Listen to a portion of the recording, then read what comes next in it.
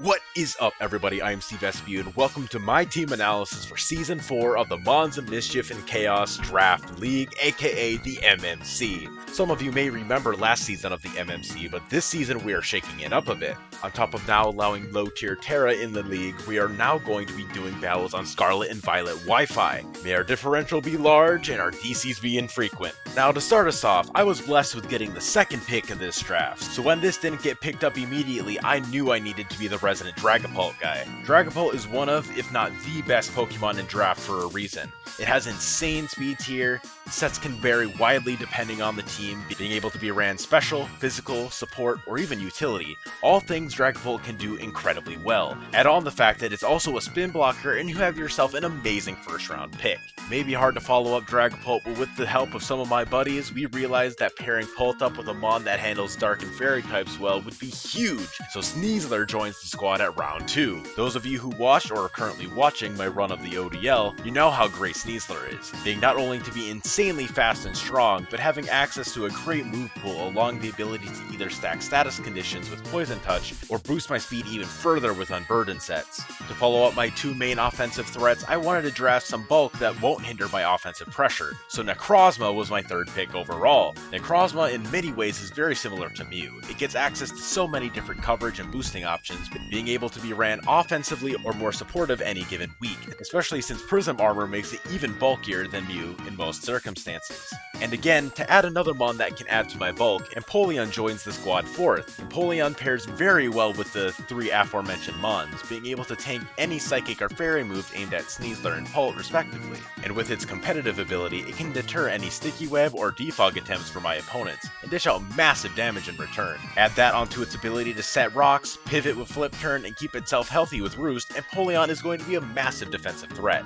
And for my fifth pick, this is where the true nature of the team starts to emerge, because I drafted Indeedee Male next. You may be asking yourself, what makes Indeedee so special here? This isn't VGC, and you'd be correct, but this is no ordinary Indeedee. This is my first of two Terra Captains, being able to Terra Psychic for double stab expanding forces, Terra Fairy to help handle fighting Dark and Dragon types, and finally Fire to smack Steel types. And with it being able to set up Psychic terrain, that allows me to be able to proc Sneasler's Unburden fairly effortlessly. But it also pairs incredibly well with Necrozma and Pult, being able to stop any priority Shadow Sneaks or Sucker Punches aimed at them. And before you say that Indeedee is useless as a Terra Captain, yeah, that's specially defensive Corviknight by the way.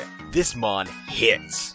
Though despite all of its raw power, I don't have any ground switch-ins at this point, so Rotom Heat fills in a great role here. Not only is it an electric type and a fire type, two very important typings in draft, it's also one that's not weak to ground. Add that to the fact that Rotom Heat is yet another Mon that adds both defensive utility as well as strong offensive pivoting, and you really start to see what sort of team style I'm developing this season. Though, to slow down the momentum a bit, I realize I have absolutely no form of removal at this time, and while in a Boots metagame, having amazing removal is not exactly essential, it is still quite helpful.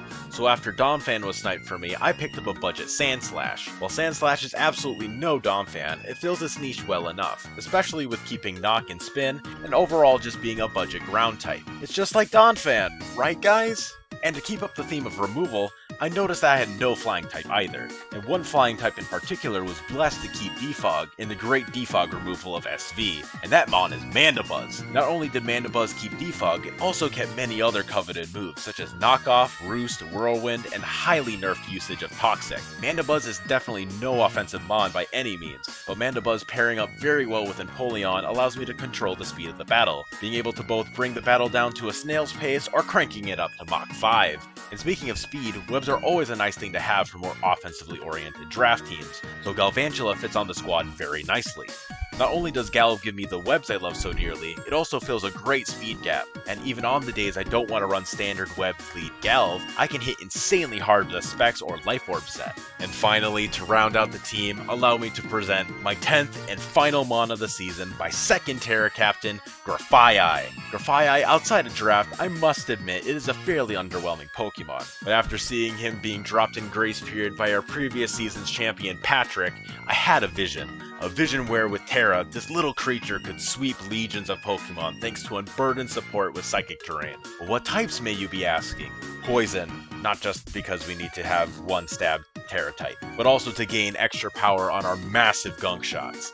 Next, Flying, to gain stab on acrobatics that will be at maximum power after using its held Psychic Seed. And finally, Ground, as a means to hit Steel types all the way back to their balls and send them packing for next week. But that is it for the MMC Season 4 team analysis. I hope you all are as hyped as I am for this season.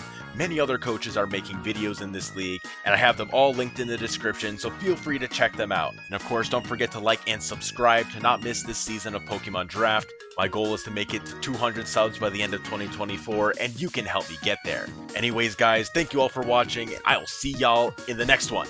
Peace.